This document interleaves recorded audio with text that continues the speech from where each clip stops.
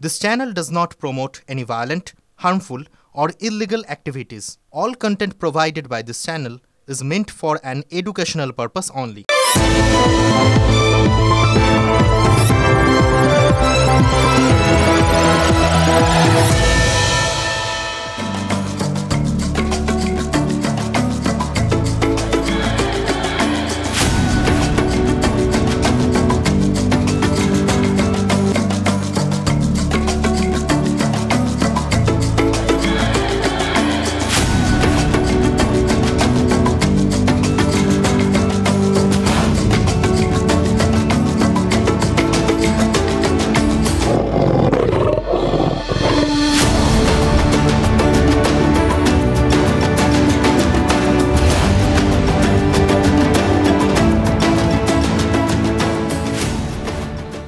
দেখুন বাঘের ছানা কোলে নিয়ে ওই সেলফি তোলাটা কিন্তু নতুন কিছু নয়।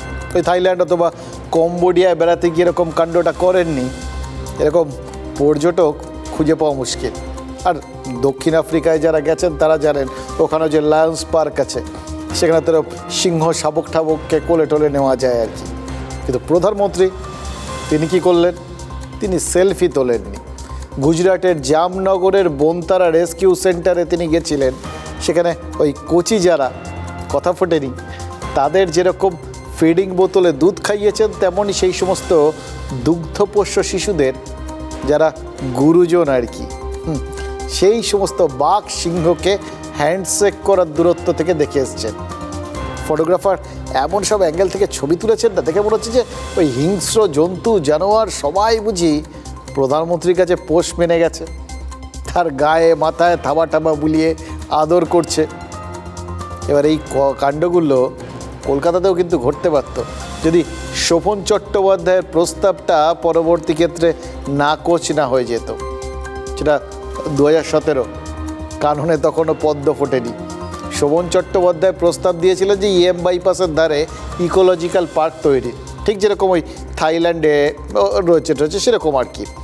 বাঘ সিংহরা সব কাঁচের ঘেরাটোপের মধ্যে থাকবে আর বাঙালি বাদাম ভাজা খেতে খেতে তাদের দেখবে।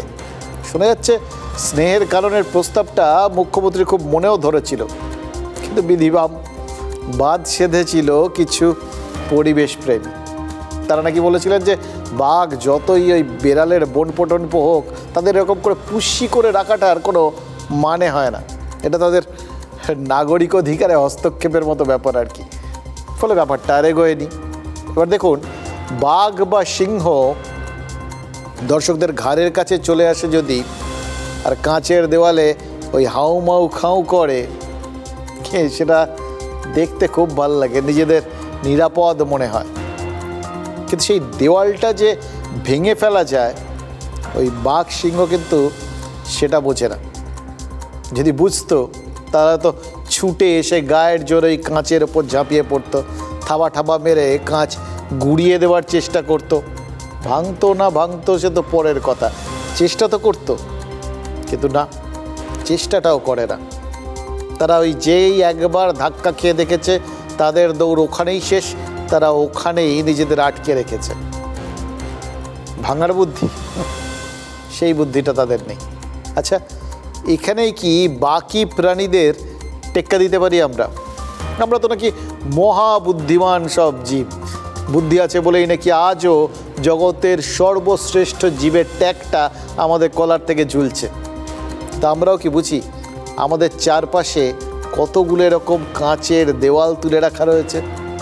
আমরা কি বুঝি বা ভাবি এই কাঁচের দেওয়ালগুলো চেষ্টা করলে ভাঙা যায়? বিশেষ করে যে দেওয়ালগুলো ওই রাজনৈতিক নেতারা আমাদের চারপাশে তুলে রেখেছেন, সবসময় চোখে দেখা যায় না, মানে কাঁচের চেয়েও ট্রান্সপারেন্ট, কিন্তু এগোতে গেলেই দেখবেন ধাক্কা খাচ্ছে। আপনাদের নিশ্চয়ই এই অভিজ্ঞতা আছে, আমার তো আছেই, আপনাদেরও আছে নিশ্চয়ই। কখনো কখনো ওই কোনো দোকানে গিয়ে, বিশেষ করে ওই মল টলের দোকানগুলোয়, সেখানে কাঁচের দরজাটা এতটাই ট্রান্সপারেন্ট মনেই হয় না ওখানে কিছু আছে। সেখান দিয়ে ফাঁকা জায়গা মনে করে বেরোতে গিয়ে ধাক্কা তো অনেকেই খেয়েছেন ধাক্কা আর সতর্ক হয়ে গেছে, না বাবা ওই সীমানা পেরিয়ে আর কাজ নেই। ঠিক যেরকম বাঘ সিংহগুলো ভাবে। কিন্তু দেওয়ালে পিঠ থেকে গেলে তখন কিন্তু মানুষ মরিয়া হয়ে একটা সামনের যে কোনো প্রতিবন্ধকতা মানে দেওয়ালটাকে ভেঙে ফেলতে চেষ্টা করে। এই পিঠটা যখন দেওয়ালে ঠেকে যায় না, তখন বোঝা যায় কোন দেওয়ালটা ভেঙে ফেলা আসলে বুদ্ধিমানের কাজ। দেখুন, পশ্চিম মেদিনীপুরের চন্দ্রকোনায় একটা চোলাইয়ের ঠেক চলতো। বাড়ির পুরুষদের রোজগার, স্বাস্থ্য, পরিবারের শান্তি সব কিছু জলাঞ্জলি যেত ওই চোলাইয়ের ঠেকে গিয়ে। প্রত্যেকটা দিন একটু একটু করে মরতে মরতে বাড়ির মহিলারা ঠিক করেছিলেন যে একবার বাঁচার চেষ্টাটা করতে হবে। ঠিক করেছিলেন বাঁচার চেষ্টাটা করবেন, ব্যাস। যেমন ভাবা তেমন কাজ, লাঠি ঝেঁটা হাতের কাছে যে যা পেয়েছিলেন নিয়ে হানা দিয়েছিলেন ওই মদের ঠেকে, ভেঙে গুড়িয়ে দিয়েছিলেন সব কিছু। আর যারা চোলাইয়ে চুমুক দিচ্ছিলেন, গ্রামের মেয়েরা তাদের মেরে পাট করে দিয়েছিলেন। এবার মদের ঠেক ভাঙতে এইরকম মহিলাদের চেয়ে সংঘবদ্ধ হওয়া, নিজেরা দেওয়াল ভেঙে বেরোনো, এটার উদাহরণ তো গোটা দেশে বেশ কিছু জায়গায় রয়েছে। উত্তরপ্রদেশে তৈরি হয়েছিল গুলাব গ্যাং, সেটা নিয়ে তো আবার সিনেমা হয়েছে। মহিলারা দল বেঁধে গ্রাম পাহারায় বেরোতেন, দুষ্কৃতীদের একদম সোজা করে দিয়েছিলেন। চন্দ্রকোনার গ্রামের মহিলারাও এখন এই রকমভাবেই দিন রাত পাহারা দিচ্ছে। উত্তরপ্রদেশ হোক বা বিহার, ভালো জিনিস শিখতে তো অসুবিধে নেই, তাই না? বিশেষ করে যদি সেই অচলায়তন মানে ওই কাঁচের দেওয়াল কেউ ভাঙতে শেখায়। হঠাৎ শুনি হাড়ে রে রে রে রে, ওই যে কারা আসতেছে ডাকছিলে। না, এ ডাক সে ডাক নয়, ডাকাত দল নয়। লাঠি হাতে যারা রাঙা ধুলো উড়িয়ে ছুটছেন তারা চন্দ্রকোনার চাঁদুর গ্রামের মেয়ে বউরা। তাদের গন্তব্য গ্রামের চোলাইয়ের ঠেক, যে ঠেকে ঠুলু ঠুলু নেশারু, লিভারের ক্ষতি তো করছেই, ফতুর করছে পকেটও। অতএব হামলা, বেআইনি মদের ঠেক ভেঙে গুঁড়িয়ে দাও। সবাই মদ ব্যবসা শুরু করে দিয়েছে বাড়ি বাড়ি। আমরা ছোট ছোট ছেলে মেয়েদেরকে নিয়ে বাড়ির বাইরে বেরোতে পারছি না। তারপরে সমস্যা হচ্ছে খুব কম বয়সী ছেলে মেয়েরা প্রায়ই মারা যাচ্ছে। মেয়েরা চোখের জল ফেলছে, মায়েরা চোখের জল ফেলছে দিন রাত। রাত মদ তুলে এসে রাত 12টার সময় রান্না চাপাই, আবার খাওয়া দাওয়া করে আবার ভোরবেলাতেও কি করি, ডিউটিতে বেরাই, কেউ খাচ্ছে নাকি। কাজের মতো কাজ করেছেন মায়েরা, প্রশাসন পাশে দাঁড়িয়েছে। বেআইনি নেশার আসর গ্রামে বসলে কি করবেন কি করবেন না তা আইনি শিবির করে বুঝিয়ে গেছেন কর্তারা। মেয়েরা শুনেছেন মন দিয়ে।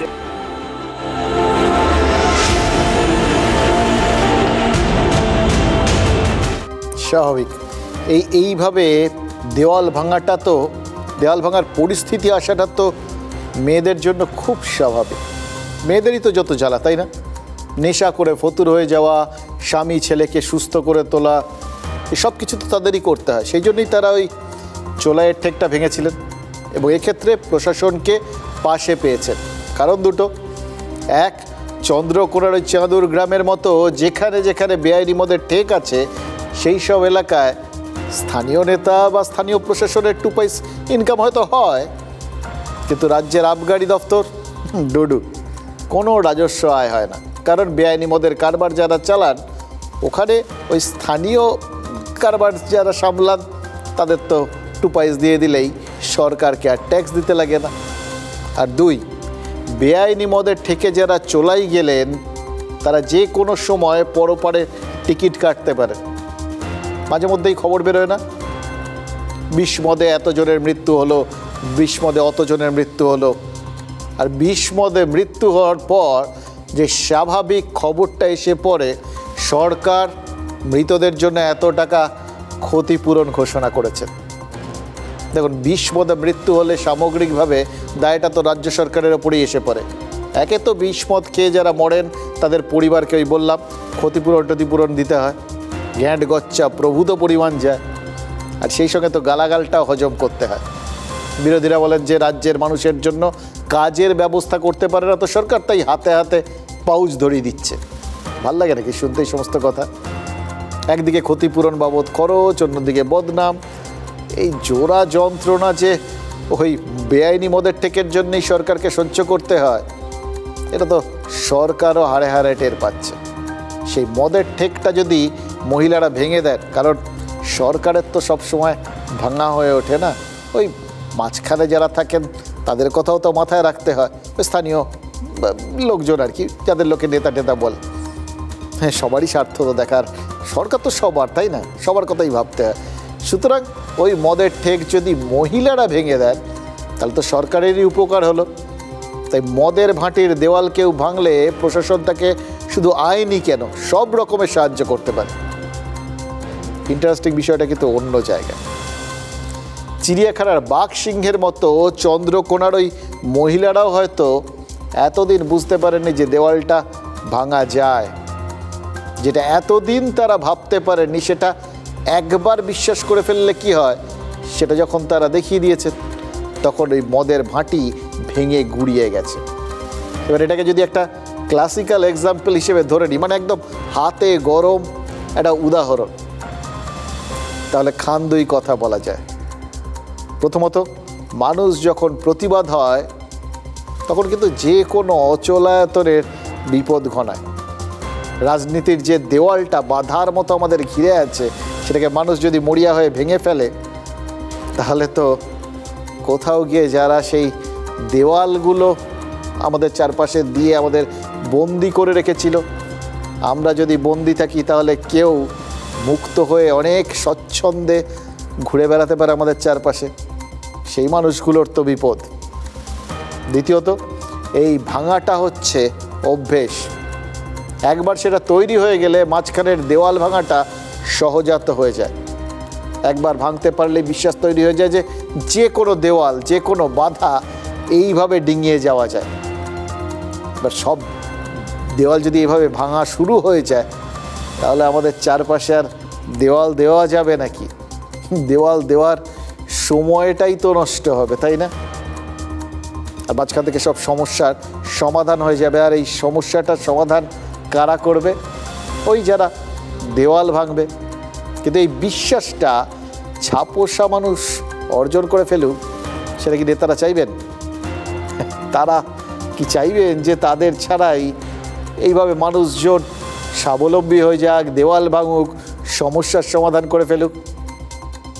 দেখুন, নেতারা কি চাইছেন আর কি চাইছেন না, কি চাইবেন কি চাইবেন না, সেটা বুঝতে গেলে তো আগে আমাদের জানতে হবে আমাদের চারপাশে কোথায় কোথায় তারা কাঁচের দেওয়ালগুলো তুলে রেখেছেন আর কেন তুলেছেন। আর সেটা করতে গেলে তো আপনারা জানেন, সেই কথাগুলো আজকে বলতেই হবে, যে কথাগুলো না বললেই না।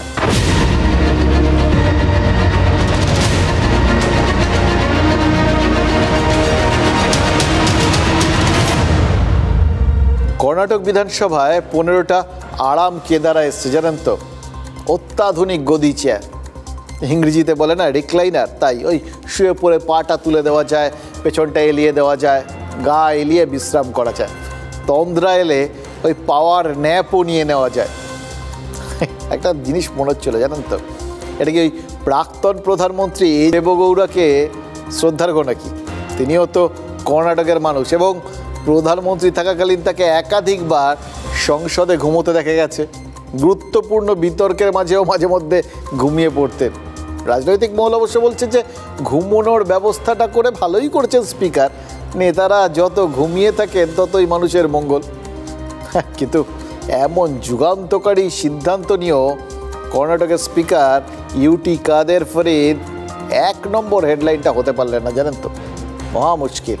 মাঝখান থেকে উত্তরপ্রদেশের স্পিকার সতীশ মাহানা তিনি স্পটলাইটটা ছিনিয়ে নিয়েছেন, কারণ বিধানসভার একটা স্পট বা জায়গা, আর সেখানে আরও কিছু স্পট বা দাগ।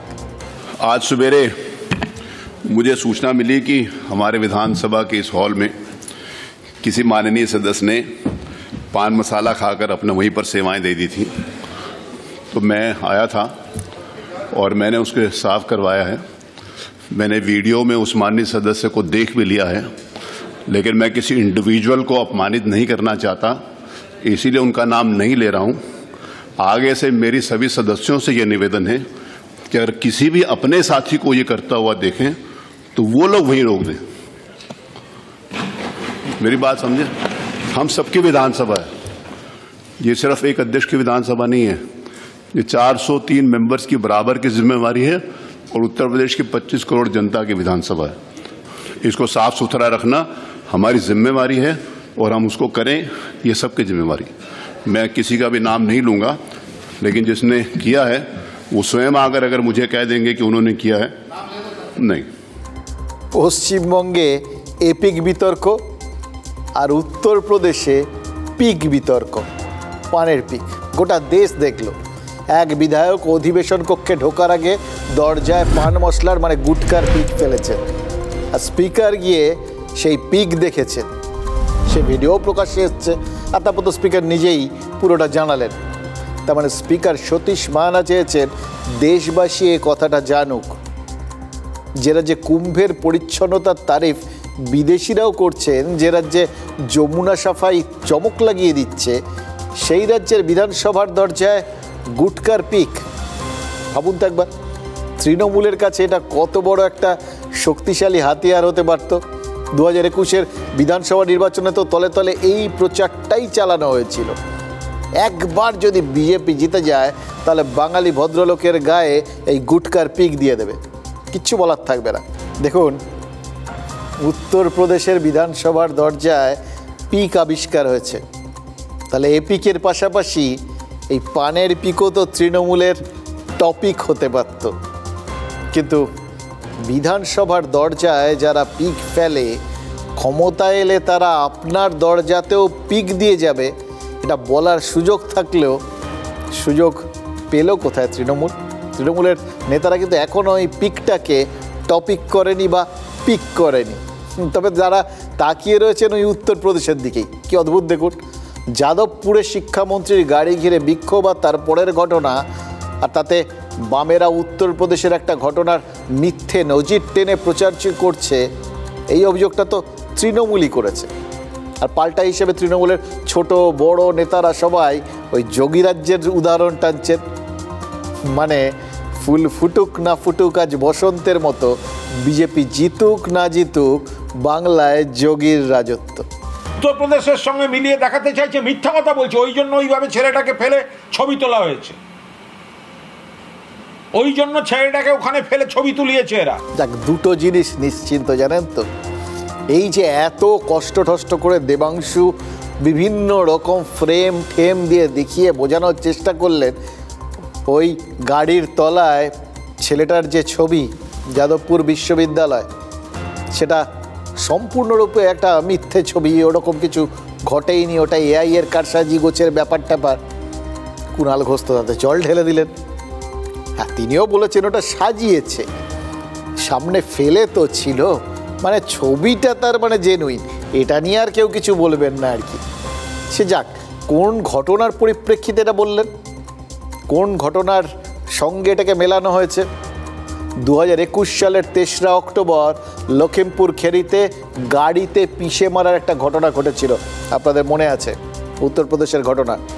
কেন্দ্রীয় প্রতিমন্ত্রী অজয় মিশ্র তেনির গাড়ি ওই কৃষি বিলের বিরোধিতা করা কৃষকদের ওপর দিয়ে চলে গেছিল, 4 কৃষক মারা যান, আর পাল্টা মারে বিজেপির 2 কর্মী আর মন্ত্রীর গাড়ির ড্রাইভার মারা যান। মন্ত্রীর ছেলে আশিস তখন গাড়িতে ছিলেন বলে অভিযোগ। আর এই ঘটনায় বিজেপির অন্দরেই বিরাট ঝড় বয়ে গেছিল, মনে আছে আপনাদের?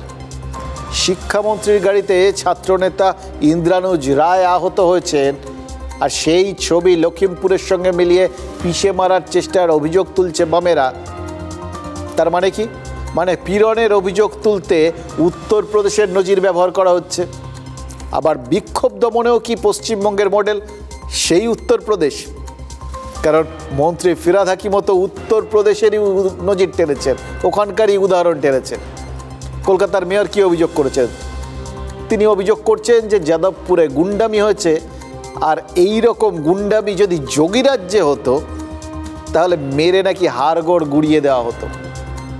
এ রাজ্যে গণতন্ত্র আছে বলেই নাকি গুন্ডারা লাফাচ্ছে। তাহলে মানেটা কি দাঁড়ালো? গণতন্ত্রের গুন্ডারা তিরিং তিরিং করে লাফায়, আর যোগী সেই গুন্ডাদের হাড়গোড় মেরে ভেঙে দেন। যোগীও তো এটাই বলেন, তিনিও তো বলেন গুন্ডা মাফিয়াদের নির্মূল করে দেবেন, রেয়াত করবেন না। এবার এটা শোনার পর সাধারণ মানুষের মনে হতেই পারে যোগী তো তাহলে অন্যায় কিছু করেন না, তাহলে কি যোগী মডেলকেই উপযুক্ত বলে সার্টিফিকেটটা দিয়ে দিলেন তৃণমূল মন্ত্রী? বঙ্গ বিজেপি কিন্তু দাবি তুলতে পারে যোগীর মডেল যদি উপযুক্ত হয় তাহলে যোগীর পার্টিকে আনতে বাধা কোথায়? যোগীর স্টেটে করতে পারতো, হাড়গোড় ভেঙে দিত। এখানে মমতা ব্যানার্জি গণতন্ত্র রেখেছে, তাই এই গুন্ডাগুলো লাফাচ্ছে। অনেকে আছেন জানেন তো, বেশ খুঁতখুঁতে, সহজে স্যাটিসফ্যাকশন আসে না। যত খুঁতখুঁতে তত বেশি পারফেকশন, আর যত পারফেকশন তত খুঁতখুঁতে, যত খুঁতখুঁতে তত শীর্ষে যাওয়ার চান্স বেশি, মানে টপে। নায়ক সিনেমার সেই বিখ্যাত ডায়লগটা মনে আছে আপনাদের? আইল go to the top, to the top, to the top. চিন্তা ভাবনাটা ভাবুন তো, ভেতরে জোরটা, রোগটা। দেখুন, ইন্ডিভিজুয়ালি টপে যাওয়ার একটা সীমা আছে, এটা একটা ইন্ডিভিজুয়াল একটা কেস ছিল, একটা নির্দিষ্ট টার্গেট।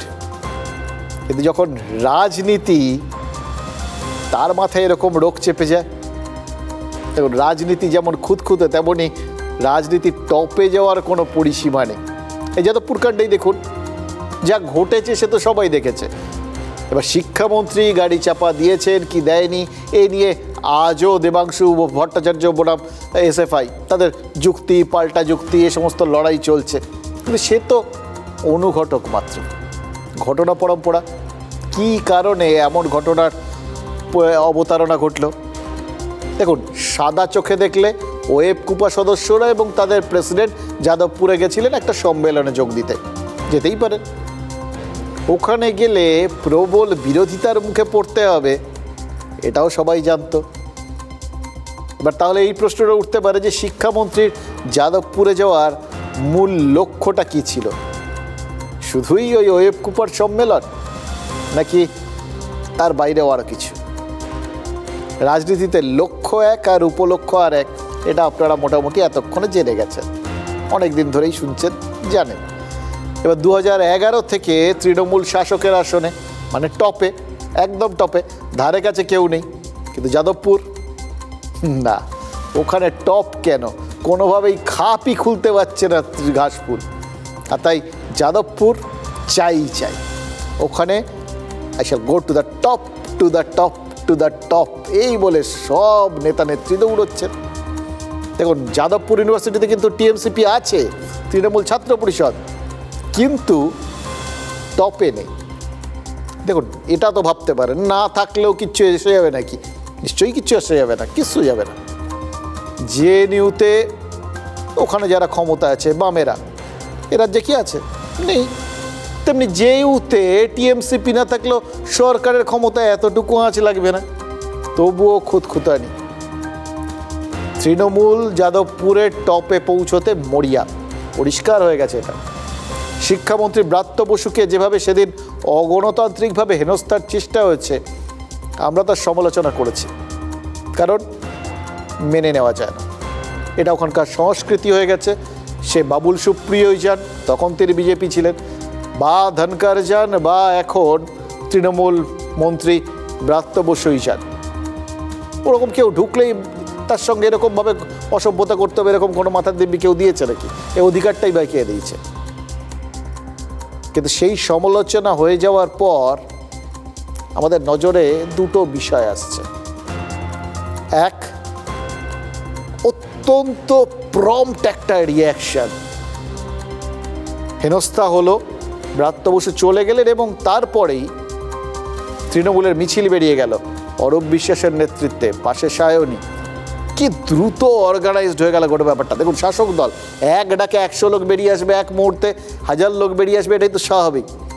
কিন্তু ইদানিংকালে কখনো এত প্রম্পট পথে নামতে দেখেছেন তৃণমূলকে? নেমে গেল। কারো মনে হতে পারে না প্রিপারেশনটা ছিল, মানসিক প্রস্তুতি, মানসিক না সাংগঠনিক প্রস্তুতিও? জাস্ট এই প্রশ্নগুলো মনে আসছে, তাই আপনাদের সে শেয়ার করছি। আর তারপরেরটা ধাক্কা খাওয়ার পাল্টা। যাদবপুর দখলের নামে শাসক নেতামন্ত্রীরা যে ভাষায় কথা বলছেন, বিশ্বাস করুন, আর যাই হোক, ওই শান্তি শৃঙ্খলার প্রশ্নে টপ টু বটম ওই শরীরী ভাষায় উদ্বেগ হচ্ছে, জানেন তো। নিশ্চিন্তে আর থাকা যাচ্ছে না, অশান্তির ইন্ধন থাকছে পুরোদস্তুর। মনে হচ্ছে যে কোনো রকম বিরোধিতার একটাই দাওয়াই, ওই আগে যেটাকে বলা হতো না দমদম দাওয়াই, সেইটা। আর ঘটনাচক্রে শিক্ষামন্ত্রীও তো আবার ওই দমদম এলাকারই বিধায়ক, তাই উচিত শিক্ষা দেওয়ার জন্য যে তার এলাকার শিক্ষা পদ্ধতিকেই বেছে নেওয়া হবে তাতে আর আশ্চর্য কি। ঘটনার পর দিনহাটায় একাধিক সিপিএম পার্টি অফিস ভাঙচুর করা হয়েছে, এমনটাই অভিযোগ তৃণমূল ভাঙচুর করছে। যেখানে যেখানে ভাঙেনি সেটাই একটা আশ্চর্যের ব্যাপার। আরো ভাঙা উচিত ছিল। আমি বললাম তো যে ভাঙেনি কেন, একজন ভদ্রলোককে ওইভাবে আক্রমণ করার পরেও তার পাল্টা রিয়াকশনে যে আরো মনে হয় ভাঙচুর হলে পরে অবাক হওয়ার কোনো ব্যাপার ছিল না। আমি ভাঙতে বলছি না, কিন্তু ভাঙলে অবাক হতাম না, কেন ভাঙেনি সেটাই একটু অবাক হওয়ার মতো ব্যাপার।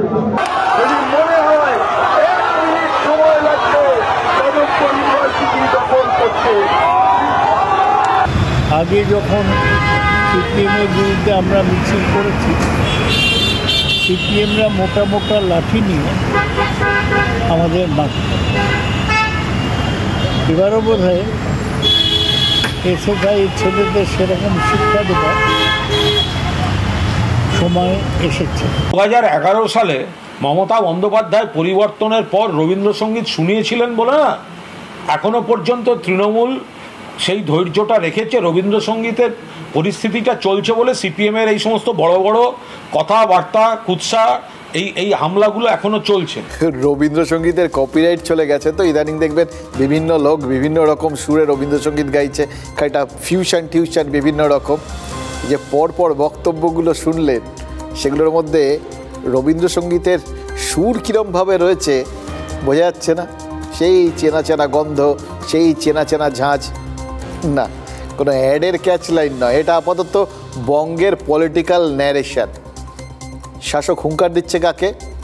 শূন্যকে। আপাতত শূন্যকেই পরিপূর্ণ বিরোধী ভেবে নিয়ে অল আউট অ্যাটাকে যাচ্ছে। এই অ্যাটাকই এখন তৃণমূলের টপ প্রায়োরিটি। দেখুন, ভোট রাজনীতিতে শেষ কথা কি? সংখ্যা।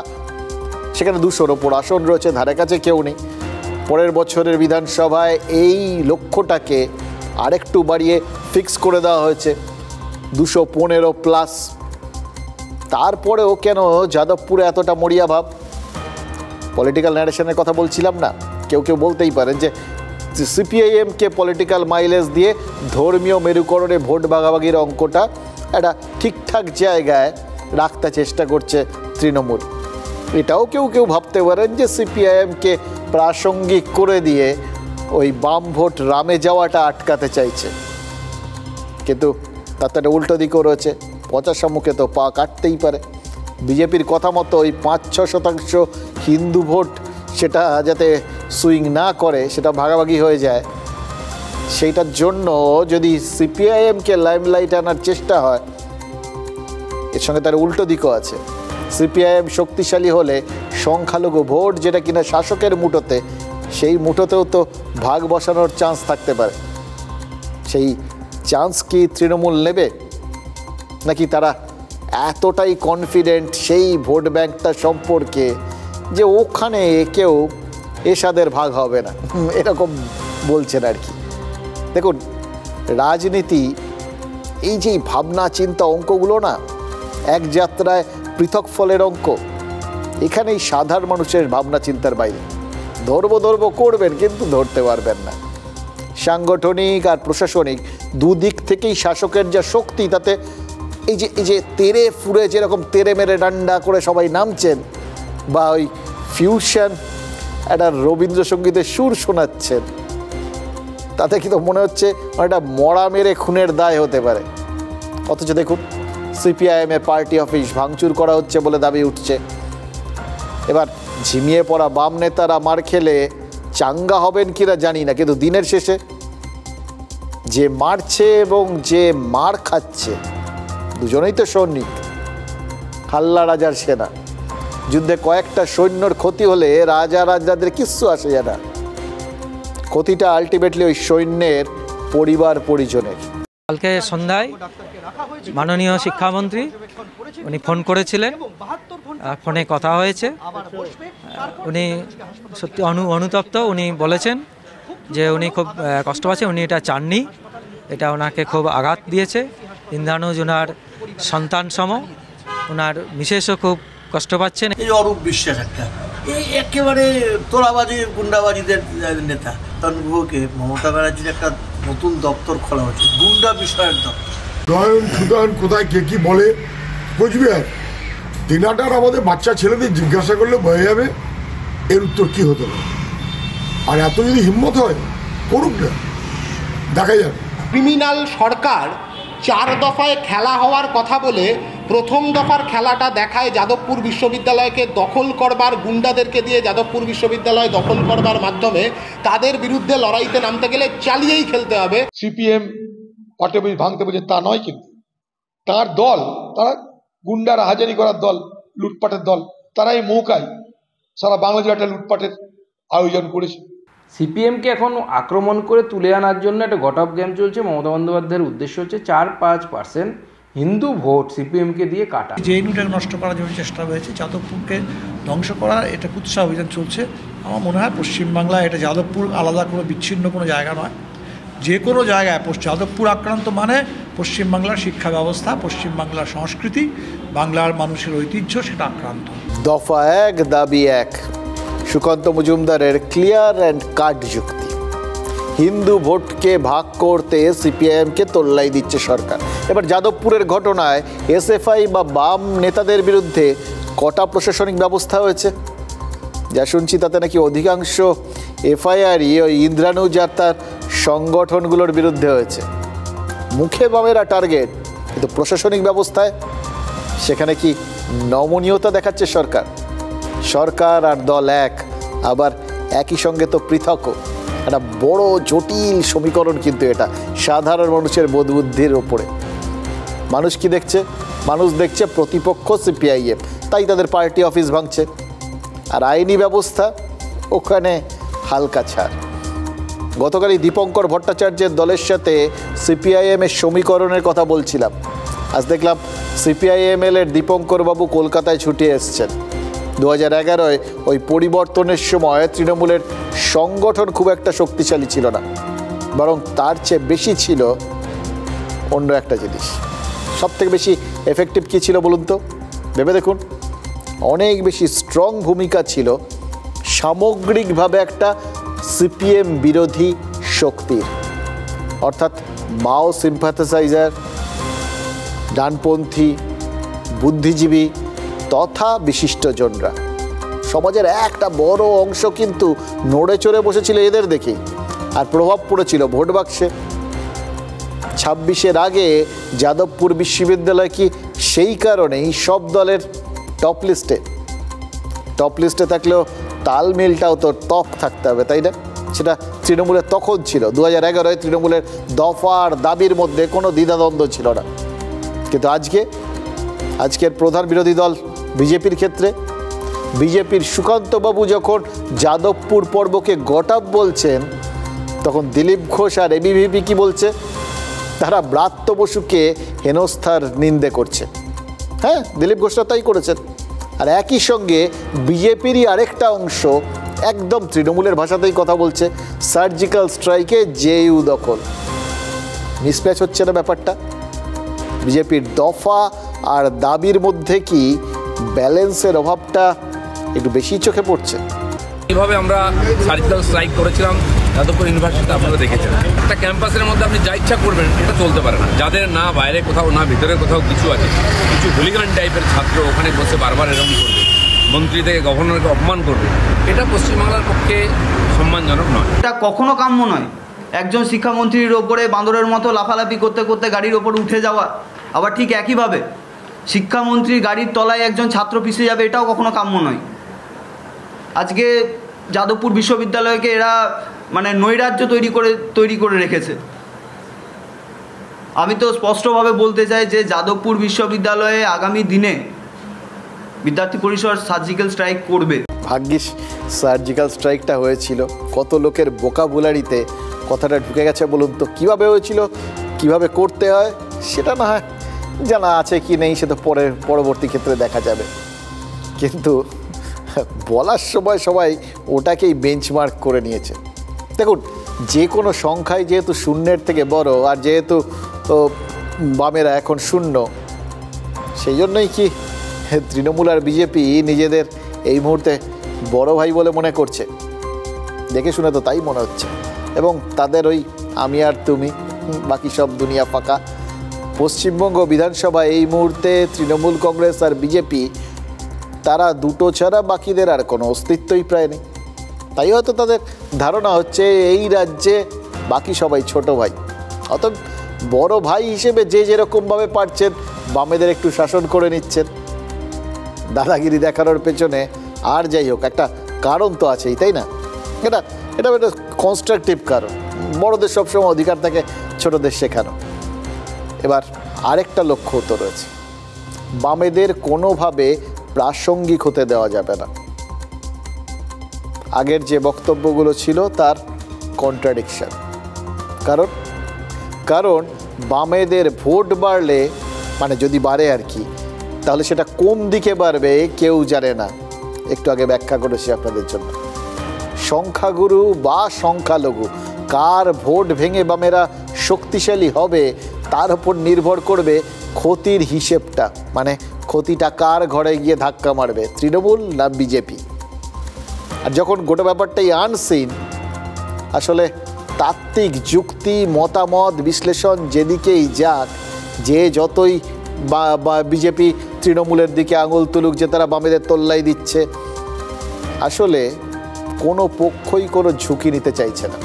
দুপক্ষই যেভাবে পারছে ওই বামেদের পাল থেকে বিরোধীদের হাওয়াটা কেড়ে নিতে চাইছে, যে পারছে কোণঠাসা করছে। কি মনে হচ্ছে জানেন, কি কপাল বলুন বামেদের। 34 বছর ক্ষমতায় থাকার পর এই রকমভাবে তাদের যে সবাই মিলে শিলনাড়ায় ফেলে পিষে দেবে, ভাবতে পেরেছিল? বামেদের মতো এরকম কপাল ছিল জানেন তো পল রবসনের। কৃষ্ণাঙ্গ বলে তাকে আশ্রয় দেয়নি প্রিন্সটন বিশ্ববিদ্যালয়, আর কমিউনিস্ট সন্দেহে তার পাসপোর্ট কেড়ে নিয়েছিল আমেরিকার সরকার। ফিলাডেলফিয়া একটা ছোট্ট বাড়িতে এই জীবনের শেষ দিনগুলো কাটিয়েছিলেন রবসন। সেই রবসন যিনি না থাকলে হয়তো বাঙালির সেই রোম্যান্টিক গান ও গঙ্গা তুমি বইছো কেন শোনা হতো না। আর বামেরাও পথে ঘাটে সেই বিপ্লব জারিত বুকে গাইতে পারতো না ওরা আমাদের গান গাইতে দেয় না পল রবসন। সে যাই হোক, রবসন নিজ ভূমেই ছিলেন পরবাসী। আমেরিকান হয়েও আমেরিকায় কোনো দিন তিনি নিজের যোগ্য সম্মান পাননি বলে তার একটা আক্ষেপ ছিল। আর বাংলায় বিজেপির আক্ষেপ ভারতীয় হয়েও নিজ দেশে মানে বঙ্গভূমে তাদের জাঁকিয়ে বসা হচ্ছে না। জন্মসূত্রে ভারতীয় নন এমন ভোটারের কাছে তাদের নাকি বারবার হারতে হচ্ছে।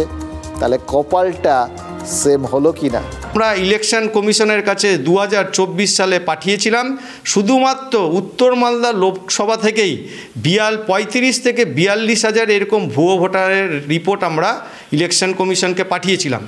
এইটা মমতা ব্যানার্জি কিন্তু জেনে গেছেন বলে পশ্চিমবঙ্গে এমন একটা পরিবেশ তৈরি করেছেন, 2-3টে কোথাকার স্যাম্পেল কপি ওনাকে কে দিয়েছে যে মুসলমান কিংবা সংখ্যালঘুদের নাম কেটে দিল্লি কিংবা গুজরাট কিংবা হরিয়ানা থেকে হিন্দুরা এসে ভোট দিচ্ছেন, সেটা বিজেপির পক্ষে। মমতা ব্যানার্জির এটা জানা উচিত।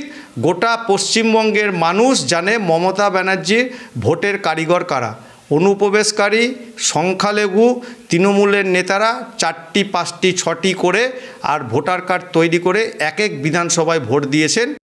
দেখুন, ওই একটু আগে যেটা বলছিলাম, মানে কপাল বলে জিনিসটা, কপালের নাম গোপাল। তো এবার সেই গোপাল যখন মন্দ হয় তখন বাম আর বিজেপি এক হয়। কপালের দিক থেকে দুজনেই তো মোটামুটি সমান মন্দভাগ্য বলে মনে হচ্ছিল, তাই না? কি অদ্ভুত! এটা আবার কেউ আবার উল্টো সেটিং বলে ভেবে বসতে পারেন, তৃণমূলের কেউ দেখে দিতেই পারেন যে কপালের ক্ষেত্রেও এদের সেটিং রয়েছে। কিন্তু দেখুন, এই যে অভিযোগ এবং পাল্টা অভিযোগগুলো উঠছে এই ভোটার তালিকা নিয়ে, তাতে কোথাও গিয়ে একটা মনে হচ্ছে না, মানে ধরুন যদি আমরা তর্কের খাতিরে ধরেও নিই যে এখানকার ভোটারদের নম্বরে হরিয়ানা বা উত্তরপ্রদেশ বা দিল্লি বা গুজরাট কোথাও ওই সেম নম্বরের আরেকজন লোক রয়েছেন যারা নাকি আবার এখানকার ভোটারটা যাকে ভোট দেবেন তার উল্টো দিকে ভোট দেবেন। তাহলে আপনাকে ধরতে হবে এই ভোটের আগে বাংলায় ভোটের সময় সমস্ত ফ্লাইট, সমস্ত ট্রেন, সমস্ত বাস, একদম লরি ভর্তি ভর্তি করে লোকজন বিদেশ থেকে মানে ভিন রাজ্য থেকে আমাদের রাজ্যে ঢুকবেন ভোট দিতে। মানে যদি সেটার মাধ্যমে ভোটের ফলাফলে সামান্য প্রভাব ফেলতে হয় আর কি। আমি অঙ্কটা জাস্ট করছিলাম, তাতেই জাস্ট মনে হলো ব্যাপারটা। কিন্তু তার উল্টো দিকে দেখুন, মমতা বন্দ্যোপাধ্যায় একবারও বলেননি বাংলার সংখ্যালঘু ভোটারদের বাদ দিয়ে ভিন রাজ্যের হিন্দু ভোটারদের ঢোকানো হচ্ছে। কি বলেছিলেন তিনি? খেয়াল করে দেখুন, নেতাজি ইন্ডোরের সভায় বাংলার যে কজন ভোটারের এপিক অন্য রাজ্যের ভোটারের সঙ্গে মিলছে বলে তৃণমূল নেত্রী বলেছিলেন, ঠিক তারা সবাই সংখ্যালঘু, যেটা এই বিজেপি নেতা বললেন। কিন্তু মমতা বন্দ্যোপাধ্যায় একটা শূন্যস্থান রেখেছিলেন। বিজেপি সেই শূন্যস্থানটা পূরণ করে নিয়েছে নিজের মতো করে। হরিয়ানা বা গুজরাতের যে এপিক নম্বরগুলো নিয়ে তৃণমূলের অভিযোগ, সেই এপিক নম্বরগুলো যেহেতু সংখ্যাগুরু ভোটারদের, সেহেতু ঝোল টেনে কথা বলার সুযোগটা বিজেপি নেতারা পেয়ে গেছেন এবং কোথাও গিয়ে এর মধ্যে একটা ধর্মীয় বিভাজন তারা লক্ষ্য করে ফেলেছেন। এবং দ্বিতীয়ত, মালদা উত্তরের বিজেপি ইনচার্জের যে কথাগুলো শুনলেন, সে কথাগুলো তো নিজ গুণেই বেশ আকর্ষণীয় এবং সেই অর্থে খানিকটা যুক্তিগ্রাহ্যও বটে। মানে ওই ভিন রাজ্য থেকে বাস, ট্রাম, ফ্লাইটে করে ভোটার নিয়ে এসে এখানে ভোট বাক্সে তার প্রভাব ফেলাটা একটু যে কঠিন সেটা তো সবাই বুঝতে পারছেন।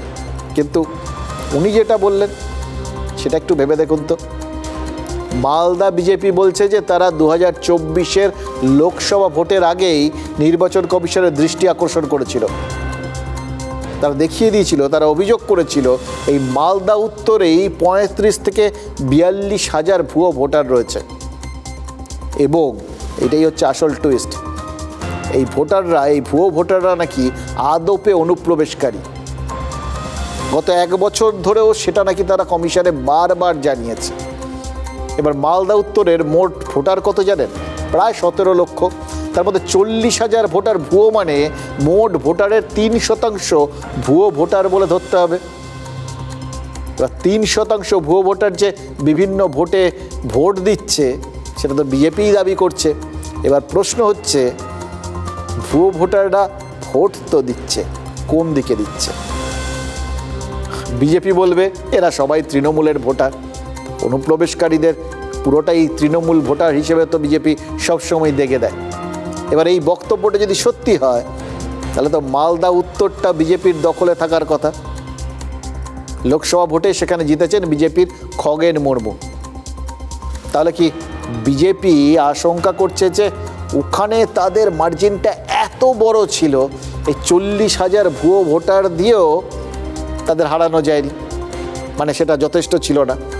কিন্তু সেই জায়গার থেকে, মানে সেই রেশিওতে যদি অন্যান্য জায়গায় এরকম ভুয়ো ভোটার ছড়িয়ে গিয়ে থাকে, অসংখ্য ভুয়ো ভোটার যদি ভোটার তালিকায় জায়গা পেয়ে গিয়ে থাকে, বহু জায়গা তো আছে যেখানে তারা টেনে টুনে জিতেছে, অথবা তৃণমূল অল্প কিছু ভোটের ব্যবধানে জিতে গেছে, মানে সেই সমস্ত জায়গায় এই 3% তো ফ্যাক্টর হয়ে যেতে পারে। তখন ওই বিধানসভা ভোটে এই ভোটের ভূতের কীর্তন কোনোভাবে ঠেকানো যাবে তো?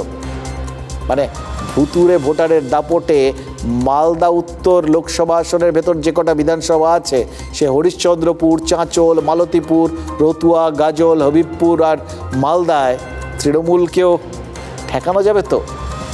নাকি বিজেপি মালদা উত্তরটাকে ওই যেটা বললাম গোটা রাজ্যের জন্য একটা স্যাম্পেল হিসেবে তুলে ধরছে? যদি এই রেটে বেনো জল ঢুকে থাকে তাহলে দুধের বালতিতে কতটা জল আছে আর কতটা দুধ সেটা নিয়েই তো সংশয় জাগবে। দেখুন কি বোঝাতে এক্স্যাক্ট চাইছেন বা কোন বক্তব্যটা তারা ফাইনালি দাঁড় করাতে চাইছেন সেটা শুভেন্দু অধিকারী বা সুকান্ত মজুমদাররাই ভালো বলতে পারবেন। আমরা শুধু একটা বিষয় জলের মতো বুঝতে পারছি, মমতা বন্দ্যোপাধ্যায় যুক্তি খাড়া করতে চেয়েছিলেন যে বহিরাগত ভোটারের জোরে বিজেপি রাজ্য দখল করতে চাইছে, যে যুক্তিকে খুঁটি করে তৃণমূল জাতীয় নির্বাচন কমিশনকে নাকে দড়ি দিয়ে ঘোরাতে চেয়েছে। তৃণমূলের নেতা মন্ত্রীরা জেলায় জেলায় ভোটার তালিকা স্ক্রুটিনি করতে নেমে পড়েছেন, আর তাদের প্রতিনিধি দল নির্বাচন কমিশনে গিয়ে বা সেখান থেকে বেরিয়ে ডেপুটেশন দিয়ে বেরিয়ে তারা আবার হিসেব কষে বলছেন আমাদের তো সব আছে, এক্ষুনি স্বীকার করে নিক নইলে দিলাম বলে। ভয় পাওয়া না। আর বিজেপি সেই যুক্তিকেই দেখুন বুমেরাং বানিয়ে পাল্টা তৃণমূলের দিকে ছুড়ে দিচ্ছে। তৃণমূল ভোটার তালিকায় বাংলাদেশি আর রোহিঙ্গাদের ঢুকিয়েছে, এই তো তাদের অভিযোগ। নির্বাচন কমিশনের উচিত তালিকা খুঁটিয়ে দেখে তাদের বাদ দেওয়া। এই পাল্টা চাপের খেলাটা বিজেপি তৈরি করতে শুরু করে দিয়েছে। এবার সে খেলায় তৃণমূল আর বিজেপি এই দুজনেই খেলোয়াড়। নির্বাচন কমিশন ঘটি আর আমরা দর্শক, যাদের সামনে ভুয়ো ভোটারের দুটো পরিচয়, হয় তারা ভিন রাজ্যের নাগরিক, নয়তো ভিনদেশি। নেতারা আমাদের যেরকম দেখাচ্ছেন আমরা তেমন দেখছি। এবার বাম কংগ্রেসরা তারা বলতেই পারেন যে সাধারণ মানুষের দেখার রাস্তায় বিজেপি আর তৃণমূল মিলে পাঁচিল তুলে রেখেছে, আর সেই মেরুকরণের পাঁচিল টপকে অন্য ইস্যুতে কিছুতেই চোখ যাচ্ছে না। কিন্তু তারাও তো অস্বীকার করতে পারবে না 2026-এর আগে ভোটের দেওয়ালে ভূতের ছবিটা ক্রমশই স্পষ্ট হয়ে উঠছে।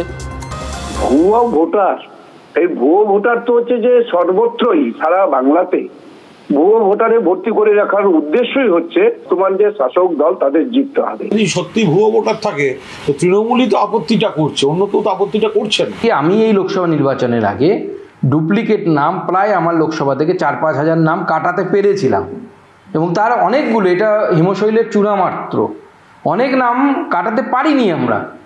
মানে রাজ্যের যে নির্বাচনী স্ট্রাকচার আছে সেই স্ট্রাকচারের মাধ্যমে আমরা অসফল হয়েছিলাম।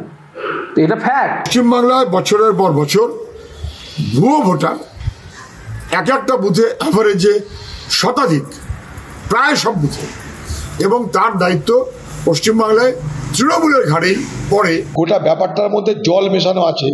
তাই বাংলাদেশের নাগরিক তার দলের নেত্রী হয়, নেতা হয়, পাসপোর্ট হয়, কারণ একটাই তৃণমূল দলের মদত।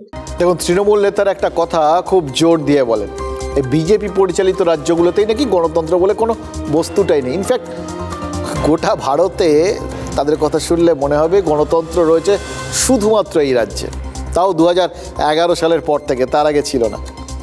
তাহলে কিন্তু মানতেই হবে এই যে লক্ষ লক্ষ ভুয়া ভোটারের অভিযোগ, সেটা তোলা তো এই রাজ্যের প্রতি চরম অবিচার। আসলে এগুলো গণতন্ত্রের উদারতা বলে ধরা উচিত। মানে ধরুন বিজেপির অভিযোগ যদি সত্যি হয় তাহলে এই রাজ্যে মৃত মানুষের ভোটাধিকার রয়েছে, মানতে হবে। বাংলাদেশিদের ভোটাধিকার রয়েছে, কারণ জঙ্গি ওই সাদ রাড়ির তো দুটো ভোটার তালিকায় নাম ছিল। বাংলাদেশির এই রাজ্যে পঞ্চায়েত প্রধান হওয়ার অধিকার রয়েছে, এই লাভলি খাতুন তার জলজান্ত প্রমাণ। একজন তৃণমূল প্রার্থী তার বিরুদ্ধে অভিযোগ তুলেছিলেন, এবং তোলেননি শুধু, ধরিয়েও দিয়েছেন। আর শুধু তাই নয়, ক্ষেত্র বিশেষে এই রাজ্যে 1-এর বেশি ভোট দেওয়ার অধিকার রয়েছে। 56 নয়, কিন্তু 56 বলবেন না, চাইলে নিজের নামেই 2টো জায়গায় ভোট দেওয়া যায়। উদাহরণ রয়েছে কালীগঞ্জ পঞ্চায়েত সমিতির সভানেত্রী শেফালি খাতুন, তিনি কালীগঞ্জ আর নাকাশিপাড়া 2টো বিধানসভার ভোটার। বিয়ের আগে নাকাশিপাড়া, বিয়ের পর কালীগঞ্জ। দেখুন, বিয়ের পর মেয়েদের 2টো বাড়ি হয়, বাপের বাড়ি, শ্বশুর বাড়ি। এবার 2 জায়গায় তাহলে ভোটাধিকার হবে না কেন? বললে তো চলবে না। 2011-র পর থেকে এ রাজ্যে উদারপন্থী গণতন্ত্র চলছে। বিয়ে বাড়িতে যদি আপনি যান, খেতে খেতে বসেন, তো একটা বাড়তি মিষ্টি চাইলে দেয় না? দেয় তো। কেউ যদি একটা বাড়তি ভোট দিতে চান তাহলে সবার এত আপত্তি কেন বলুন তো? মাঝখান থেকে ভদ্রমহিলাকে কি হেনস্থার মধ্যে পড়তে হচ্ছে? তখন আমি সোশ্যাল মিডিয়ায় জানতে পেরেছি, আমি সাথে সাথে আমি অফিসে একটা অ্যাপ্লিকেশন দিয়ে দিয়েছি যাতে আমার নাকাশিপাড়া বিধানসভার মধ্যে পালিতবেগের গ্রাম পঞ্চায়েত থেকে আমার যাতে ভোটার লিস্ট থেকে নামটা কেটে দেওয়া হয়। এবং আপনার কাটা হয়েছে? এখনো কাটা তো হয়ে গেছে, নিশ্চয়ই কাটা হয়ে গেছে। যদি থেকে থাকে তাহলে কাটা হয়ে যাবে এতদিন। তার দলের লোকেরা তো ভুয়ো ভোটার তৈরি করে, তারা কাটবে কি করে? তার নমুনা দেখা যাচ্ছে কালীগঞ্জের পঞ্চায়েত সমিতির সভাপতি শেফালি খাতুনের নাম, নিজেরই নাম দু জায়গায় রয়েছে। একটা দায়িত্বশীল পদে থেকে এই ধরনের দায়িত্বহীনতার কথা তিনি বলেন কি করে? দু জায়গায় তিন জায়গায় নাম শুধু নয়, এই কালীগঞ্জ ব্লকে আমরা দেখেছি যে গত পঞ্চায়েত নির্বাচন, তারপর আগের পঞ্চায়েত নির্বাচনে কি করে মানে অনিয়ম বেনিয়ম গুন্ডা বদমাই সবাইকে জোর করে মানুষের যে গণতান্ত্রিক অধিকার সেটাকে লুট করে। তৃণমূল কংগ্রেস গত 10 বছর ধরে এটাই করছে রাজ্যে, এটাই হচ্ছে এই রাজ্যের আসল চিত্র। ট্রাম্প সেই যে ওভাল অফিসে এসে বসলেন আর বললেন যে বাংলাদেশটা আমার বন্ধু মোদিই দেখবেন, ইউনুস কি সেটাই শিরোধার্য করে নিলেন নাকি? একসময় ট্রাম্পের ক্ষতি করার চেষ্টা করেছেন, এখন ভয় কাঁপছেন। ট্রাম্পের সামনাসামনি যাওয়ার সাহস নেই, ইলন মাস্কের মন জোগানোর চেষ্টা করছেন। আর ট্রাম্প বন্ধু বলার পর এবার মোদিকে নিয়েও একেবারে সুর বদলে গেছে, গলা দিয়ে মধু ঝরছে। এমন ভাবখানা যেন ওই কোথায় চিন্ময় কৃষ্ণ জেলের মধ্যে আছেন উনি না, উনি খোদ হচ্ছেন কণ্ঠীধারী। আর অতীতে যা বলেছেন তুই ওগুলো সব অপপ্রচার, ভুল ভুল ভুল ব্যাখ্যা করা হয়েছে। মানে চিরকাল যে জিনিসটা রাজনীতিকরা বলে তার এইটা একটা অদ্ভুত জিনিস জানেন তো, এই রাজনীতিকদের ক্যারেক্টারের জায়গাটার আবার কোনো সময় যে ভৌগোলিক সীমারেখা মানে না, সেটা আরেকবার ইউনুস বুঝিয়ে দিলেন।